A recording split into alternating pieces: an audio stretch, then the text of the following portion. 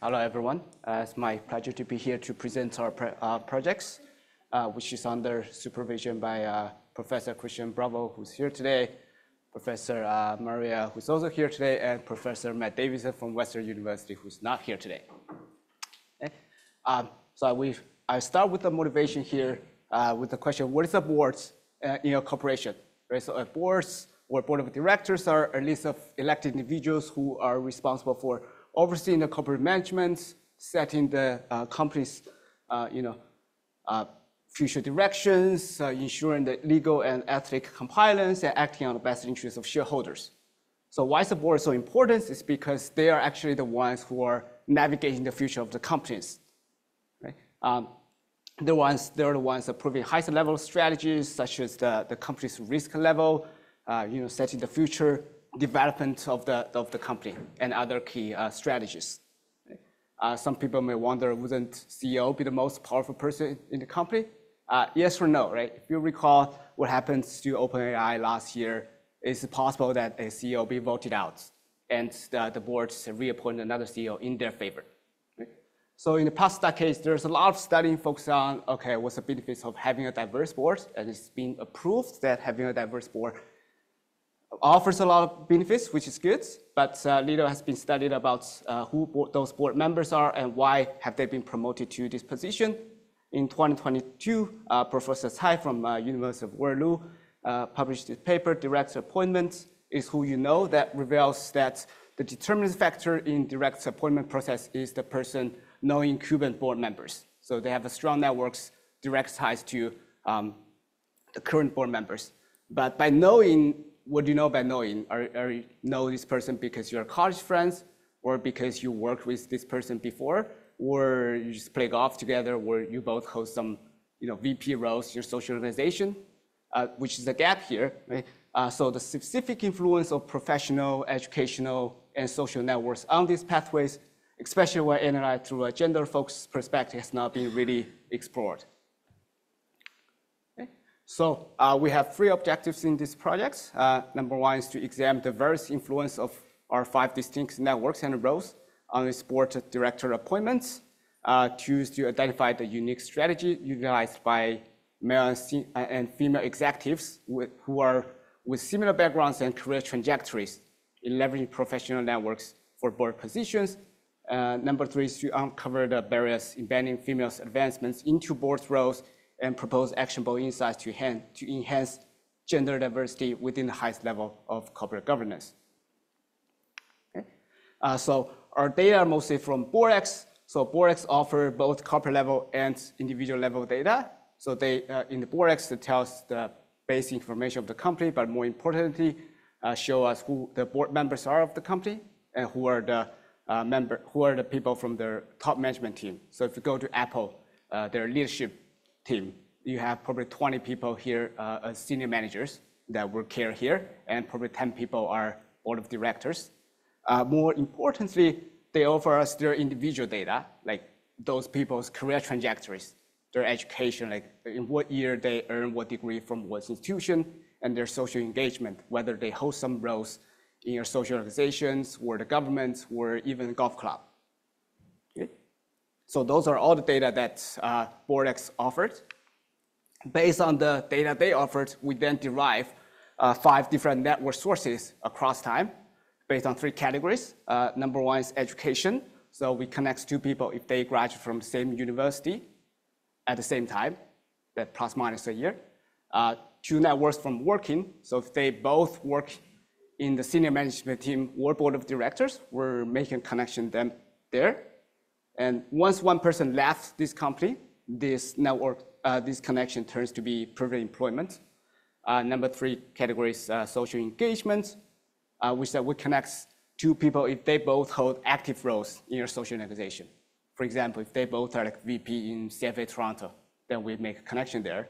But if they both are just members in CFA Toronto, the connection does not exist. Some exclusion here is that if they both are like members from a government committee or golf clubs, those connections still exist. We make connection between them.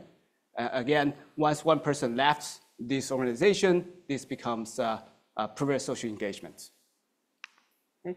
And in order to quantify everybody's position in the networks, we used 5 centrality measures.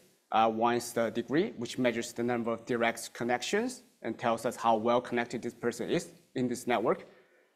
2 is betweenness, which measures the number of times an individual lies on this shortest path. High betweenness often indicates this person holds a role of bridge between communities in this network. Number 3 is closeness, which tells us how close an individual was to all other individuals on the network. It kind of helps us measure how effectively this person in the network can access and pass information within this network. Number 4 is page rank, which accesses individuals' importance within the networks based on both the number and quality of the connections. Tells us how well connected this person is relative to other well-connected individuals. And the last one is the personalized page rank, which is a variation page rank. In our study, we specifically tailors those target nodes of personalized page rank to the incumbent board members. So kind of tells how well connects this person to incumbent board members, and thus those board members' ability to influence this individual's importance in the network. So in our study, we focus on Canadian markets for the year after 2000. So we captured about over 700 Canadian public firms, over 19,000 senior managers and board members, and we captured over 2 million connections, but only less than 25% of those senior managers and board members are females. So this is a visualization in year 2020 of 3 different network sources: current employment, education, and current social engagement. Blue nodes here represent male candidates. Settlement nodes here represents female candidates, and this only shows individuals who has degree of 5 or more. The size of the nodes represent the log value of their degree. So you can see people are all very well connected. And a little bit story why we're tackling the gender disparity here is because when we do the data exploration, we find that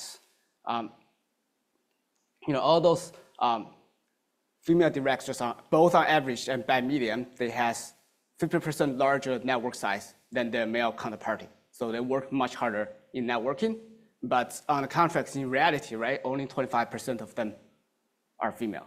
So they work much harder. They still need to work much harder to get into the board.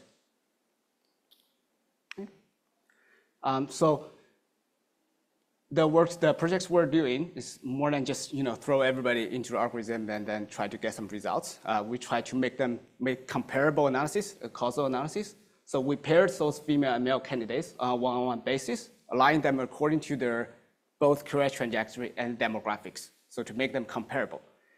And surprisingly, 97% of females in this data set are matched.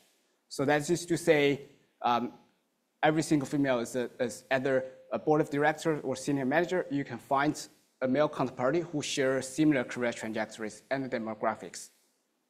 Okay. So the career trajectories are accessed based on those 4 dimensions. One is all the positions they hold in their history, the sectors, their employment, all the competency indexes they work for, and what types of company. So all those are sequence data, and demographics are static, their education level, profession, tenure, and nationality. Okay. So the way we do matching is pretty much take care of the sequential data first. So we employ this transition rate matrix to calculate transition cost between states. So for example, one could be their career trajectory could be from manager, senior manager, vice president to president to executive C-suites, right? And then we calculate the cost of transition from manager to senior manager based on the frequencies of this pair appeared in this database. And then we use this optimal matching to see how much cost we need to transfer one person's sequence to another person's sequence. The higher the cost, the more dissimilar those 2 individuals are. So we have one dissimilarity matrix there, and we have another dissimilarity tackle just the demographic features. And then we integrate those 2 dissimilarity matrix and implement this gender-based matching that gives us 97% of females can be matched.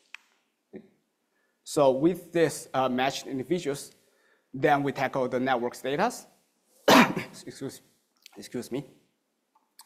We then employ this long short-term memory networks to navigate the complexity of the sequential professional networking data, also accommodating the variability of sequence lengths, because somebody may have like 10 years networking history, somebody may only have like 5 years or 7 years or so.